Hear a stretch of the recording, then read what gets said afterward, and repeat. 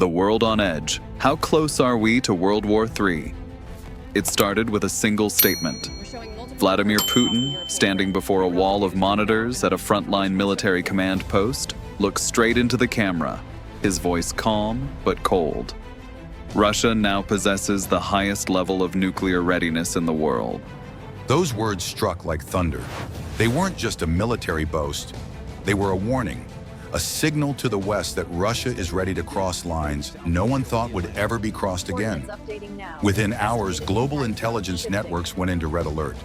The Russian Ministry of Defense confirmed it had successfully tested the Burevestnik, a nuclear-powered cruise missile nicknamed the Flying Chernobyl because it leaves behind a trail of radioactive exhaust. The missile reportedly flew 14,000 kilometers over 15 hours, circling across land and sea, before vanishing beyond radar range. Putin claimed its range is unlimited, its trajectory unpredictable, and that no missile shield can stop it. The message was unmistakable. Russia has changed the game. The fire line moves west across Europe. Fear spread faster than the missile itself. NATO radars in Estonia and Poland detected multiple airspace violations by Russian drones and jets. Deliberate provocations, analysts say, to test NATO's reaction time. The Polish Prime Minister declared gravely, "We are closer to open conflict than at any time since World War II." At the same time, Estonia, Latvia, Lithuania, Poland, and Finland jointly announced they were withdrawing from the global landmine ban treaty, rebuilding minefields and bunkers along their borders. A chilling sign that Europe is digging in. NATO headquarters called Moscow's actions irresponsible, escalatory, and reckless.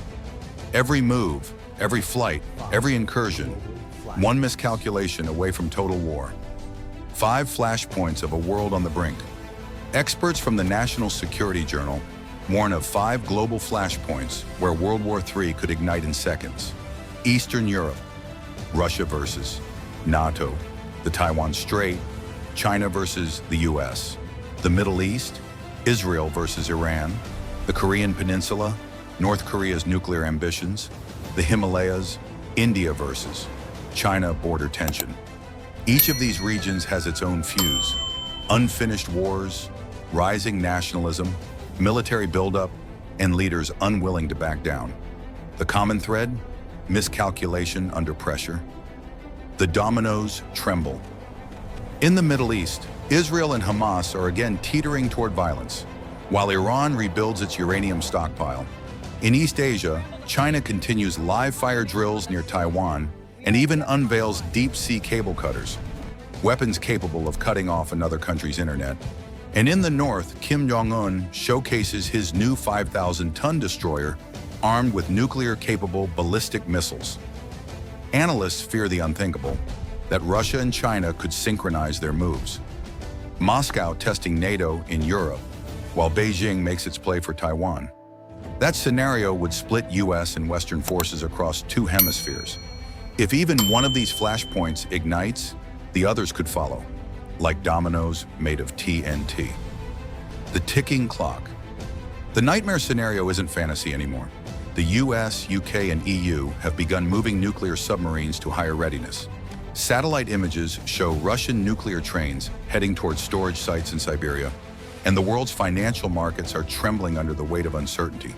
Political analysts call this the sleepwalk to war. The idea that the world won't decide to start a third world war, it will stumble into one step by step, threat by threat, missile by missile. We are not there yet, but for the first time in decades, we can see it from here. If the next miscalculation happens, the countdown won't be for a missile launch. It'll be for the end of peace as we know it. The fuse is lit. The world is holding its breath.